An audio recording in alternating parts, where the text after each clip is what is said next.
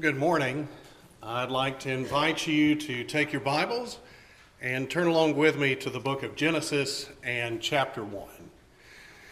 Genesis chapter 1, we'll be looking there together in just a few moments.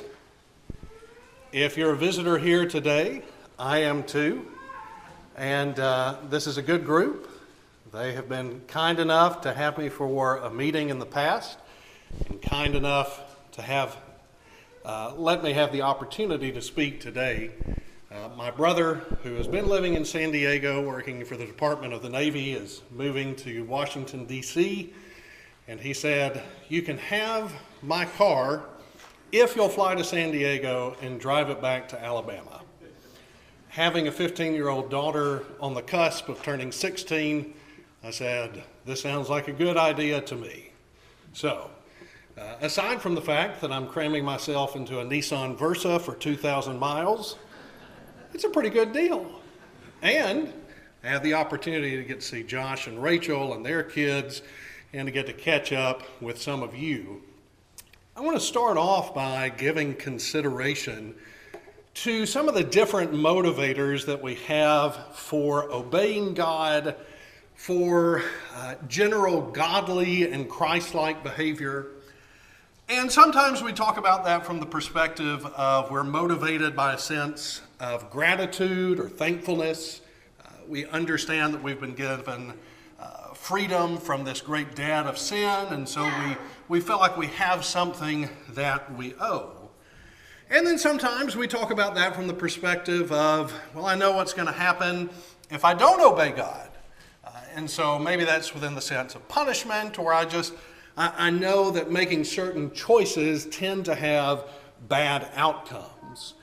And then maybe sometimes we just desire to do good. We obey because we want to.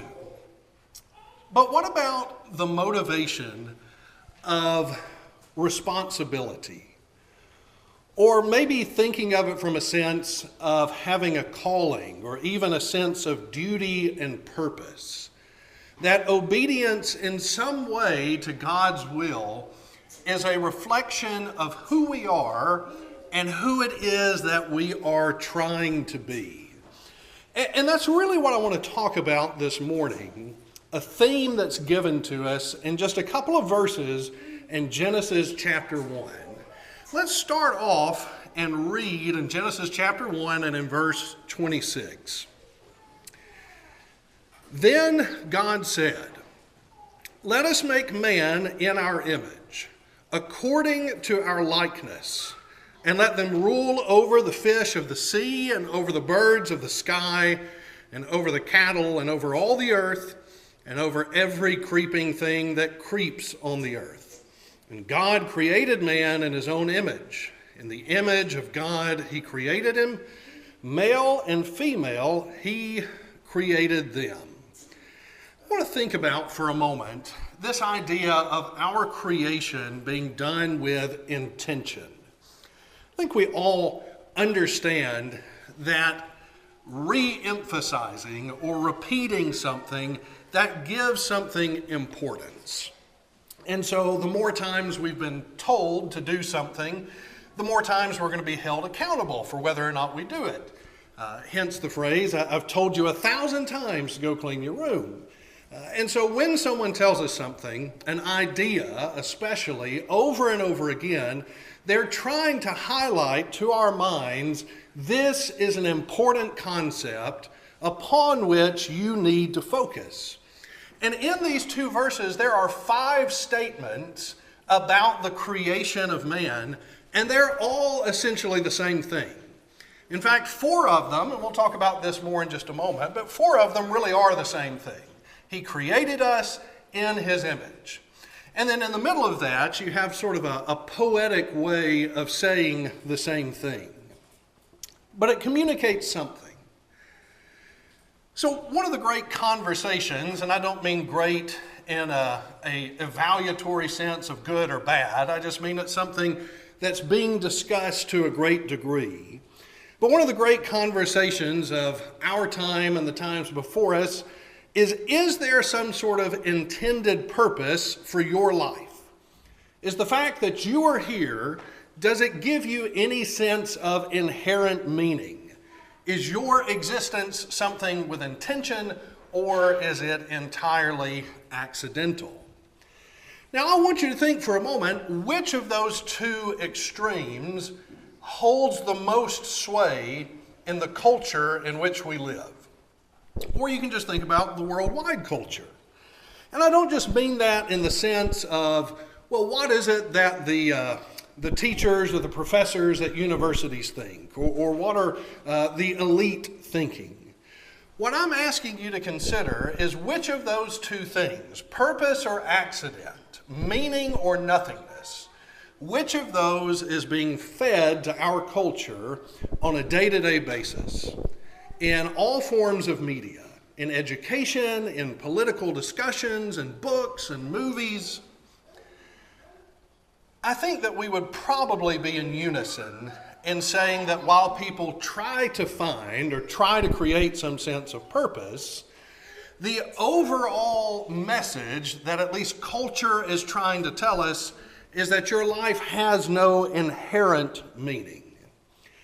And so it is no small wonder that in our workplaces and in schools, and especially sometimes in younger people, we see a lot of folks who struggle to find a strong sense of purpose. And so people are told a lie. They're told the lie that their life is meaningless. And that's either outright told or they're at least given that impression.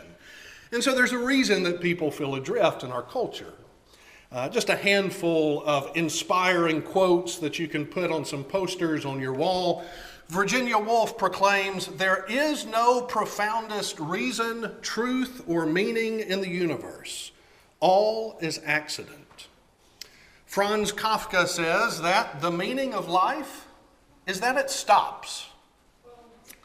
Richard Dawkins says, "The universe we observe has precisely the properties we should expect if there is at bottom no design, no purpose, no evil, and no good, nothing but blind, pitiless indifference."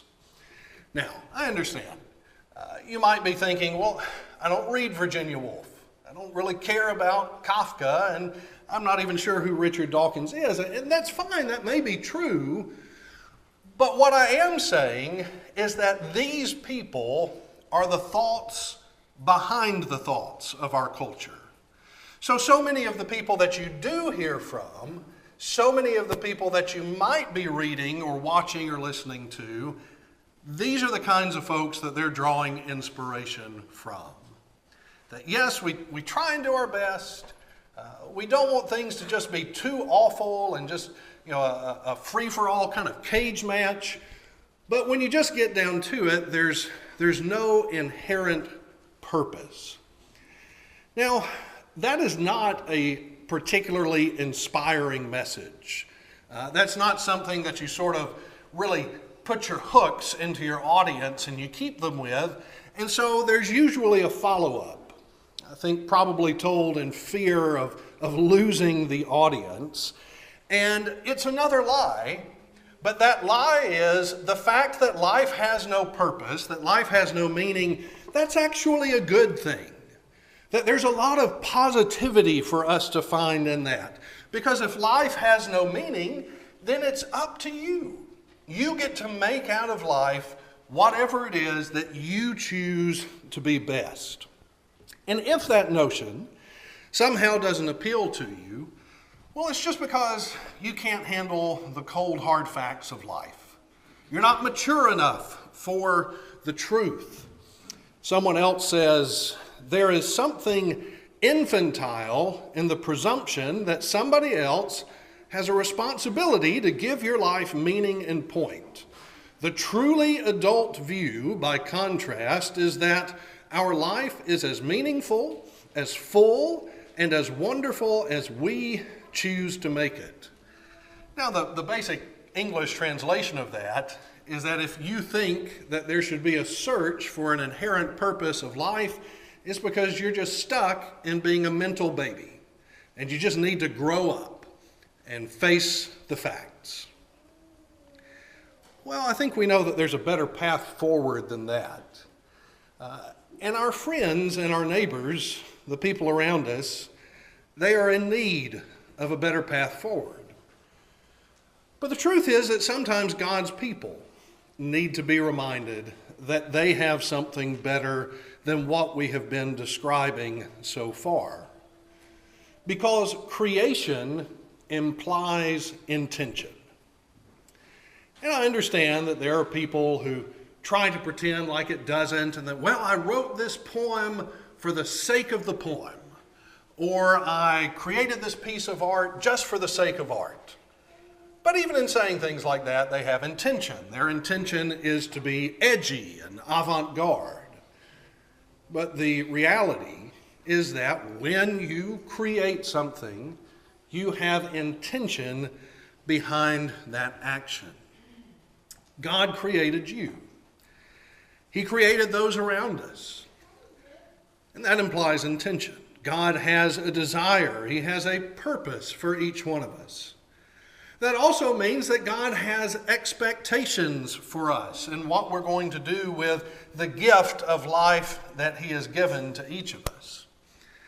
Now, I think we can observe, and many of us have observed, sort of the end result of people who think that life is just an accident, that life is just what you make of it.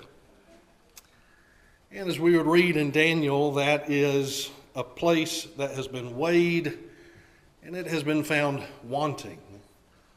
Those type of people never really have true peace. There's never a real sense of satisfaction. They don't really know and understand their fellow man. Those are lives that are empty, they're hollow, they're sad. But the first thing that these two verses tell us is that we're not accidents. You are not an accident. Each of us were created, and creation implies intention, it implies purpose, and it implies concern by the Creator for the creation. But if we can understand that we're not just here because of some great cosmic accident, some sense of chance, we can take that step forward and say that there is meaning in us having been placed here. Now, I think the fact that Scripture tells us, just in those first two verses, that God created us, period, that would be enough to give our lives a sense of purpose and meaning. But it goes out of its way to emphasize in those two verses that not only have you been created, you've been created in the image of the one who created you. You are an image bearer of God. And that is cause for extra thought. To stop and think and go back through those verses. What is he trying to tell me when he says over and over again, I made you in my image? 4 times that is stated explicitly. But consider what is said in the middle portion of that. In verse 26, let them rule over the fish of the sea and over the birds of the sky and over the cattle and over all the earth and over every creeping thing that creeps on the earth. That's not a departure from the theme of being made in God's image. It's just another way of saying it. Because what is that giving us?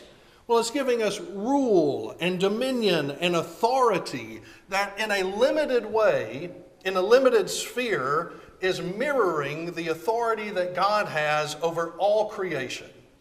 And so God is over everything in existence, all parts of the universe. And then he creates this little sub-world in the middle of it and puts people on it that are created in his image and then gives them authority over that small portion of the universe. In chapter 2, in verse 7, I think that this is not only a more detailed description of the creation of man, but it is a very intimate, it is a very personal description of God creating us. In chapter 2 and verse 7, then Yahweh God formed man of dust from the ground and breathed into his nostrils the breath of life, and man became a living being. Think about some of the terminology in that verse. That he formed man. That's the image, that's the word that's used elsewhere in places like Jeremiah and Romans chapter 9 of the potter who is forming the clay. Think about that artisan, that workman getting his hands dirty, getting involved in the work. Then it says that he breathed the breath of life. Now again, not trying to make a strange image out of it, but that's up close and personal. That's CPR. That's about as close as you can get, and God is breathing life into man. You think about the difference between something that's cranked out in a factory. We stopped at about 40 gas stations over the last couple of days, and we stopped at one, and they have their gift section, and it's just 200 variations on the exact same cowboy boot. Maybe a little bit of different colors, but little porcelain cowboy boots. And maybe this one has a kitty cat. But, they all came out, just cranked out of a factory. There's nothing personal about it. And so, there's no temptation for me to go home with a porcelain cowboy boot. Now, if there's someone who's got a little booth, and they've got their materials, and I'm watching them, carve or mold or draw or write, and I see the craftsmanship that's put into it, there's a whole different level of value than those things cranked out in the factory. Now, it's a little bit difficult to make that leap because we have billions of people, but we weren't cranked out on an assembly line. You are the product of specific craftsmanship. Your Creator is behind your existence. And the creation of man has the language in these verses. It has the marks of that craftsman, that artisan who puts his care into the individual creation of this unique creature. And so understand that the text tells us you are created with intention, but it goes out of its way to emphasize, as you open it up and you're reading the first chapters of the book, reader, you have been made in the image of the author of this very book that you hold. I was, the other day I had to go to, do y'all have Ross? All right, it's kind of like organized Big Lots. So I had to go get some gloves. And everyone else is there because everything else is on clearance now, even more so than normal. And I'm standing in a very long line because I've got to wait for all of this. And I'm hearing a conversation between a couple of women as they're getting ready for the new year to approach. And one of the two women is asking the other one, what are your plans for the new year? And she's sort of putting it out there and giving some general guidelines and ideas, but it's not focused enough for the other woman. She says, no, this is not how you achieve your results. I tell my children at the beginning of every year, we're going to write down everything that you're going to accomplish this year. And I think for them, it was, we're going to go to Disney World. And so we're going to put it on the mirror. And we're going to start every day by saying, I'm going to Disney World this year. And this is how you breathe life into your goals. It's how you bring them into reality. Now, I think there's some value in that kind of thinking. That may not be quite enough to get you to Disney World, but maybe it spurs actions to get you in that direction. But I want you to consider, how would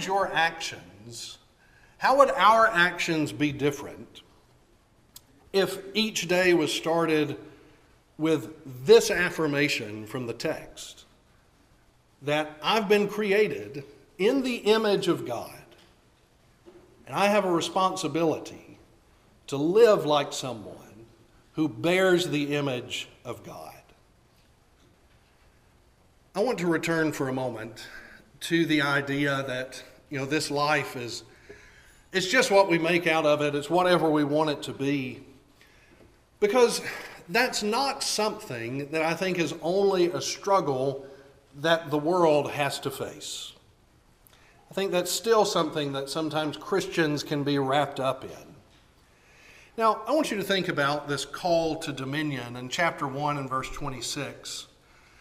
And I understand that within the text, this context is talking about what Adam and Eve are going to do in the garden. This is Adam's mission.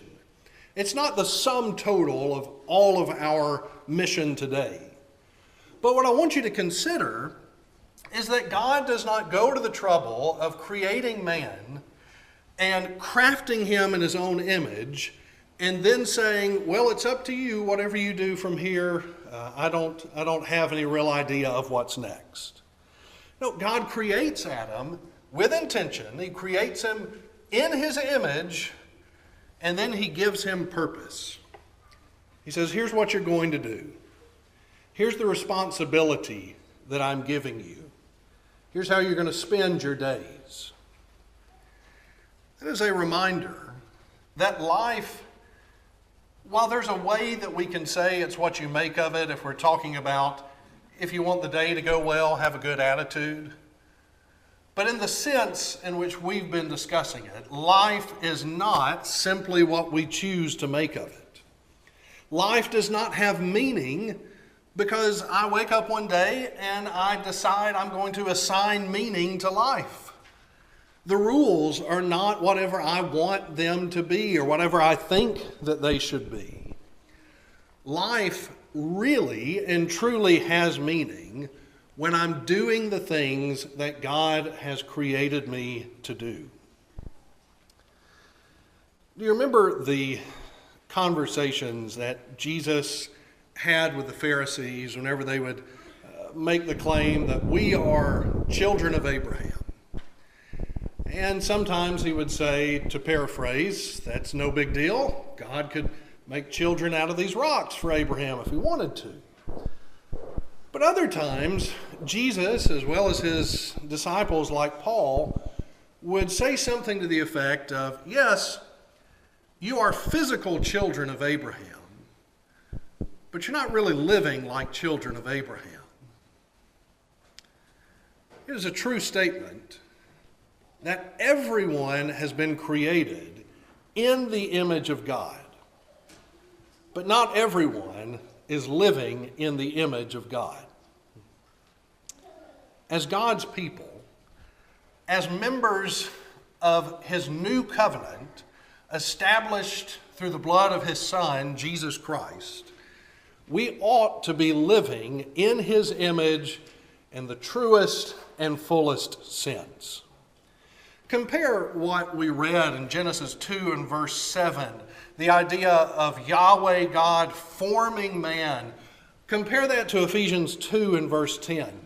For we are his workmanship, created in Christ Jesus for good works, which God prepared beforehand so that we would walk in them. And compare what we read in chapter 1 and verse 26, being created in the image of God, to what Paul says in Ephesians 4 and verse 24, that we are to put on the new man, which in the likeness of God has been created in righteousness and holiness of the truth. What we're trying to do as part of God's church today, what we're trying to do in Christ is to fulfill this great sense of legacy that we have inherited in being made in the image of God. You know, we're at that time of year where you've got all the different bowl games. And some of them have changed hands so much, there's not really a long storied history, in the, Petco dog food bowl. That's not really prestigious. But, some things, go back decades, nearly 100 years, the Rose Bowl or the Sugar Bowl or whatever bowl. And so you'll hear people before the games when the future has got unlimited potential, and before you embarrass yourself, they'll talk about things like, oh, it's just amazing to be a part of this storied history, and I can't believe I'm standing on the same field as all of these other players who played here in times before me. And so even in something as relatively trivial as this, and in all kinds of other areas of life, people talk about that degree of honor, that I am participating in something that has this storied history. When we think about what Genesis is telling us in chapter 1 and verse 26 and 27, it is telling us that we have a legacy, that there is something that we have inherited, that being created in the image of God brings us that sense of purpose, and that we are walking in his image. Our lives are not without meaning. They are mission-driven. We are to live like those created in his image. And we need to consider that each of us is communicating something through our life to everyone around us about God. Because each of us bear his image, our lives are either saying things that are true about God as we accurately reflect him, or our lives are telling lies about God as we live in ways that contradict the image that we are supposed to uphold. And that difference comes through whether or not we are fulfilling that legacy, living up to our identity, his image, as fully revealed in the life of Christ. And so asking of ourselves and asking of each other, what would God do? What would God have me to do? What would Jesus do in this situation? Is so much more than a slogan or some kind of bumper sticker. It cuts to the heart of whether or not we are fulfilling our purpose. Now, in just a moment, we're going to be getting ready to stand and sing together. And we'll be using that as an opportunity for us to have a moment to consider whether or not we are living up to that purpose. For those who are outside of Christ, well, you've been created in the image of God, but you haven't yet been born again. You haven't been born as a new creature, recreated in the most perfect sense in the likeness of his Son. And I think there are those here who have done that, of course. And we find ourselves struggling with discouragement, with relapses into bad habits, and sometimes we need prayers from our fellow image bearers. And so if either of those things are needed by you, you'll have that opportunity to make it known in just a moment as we get ready to stand and sing.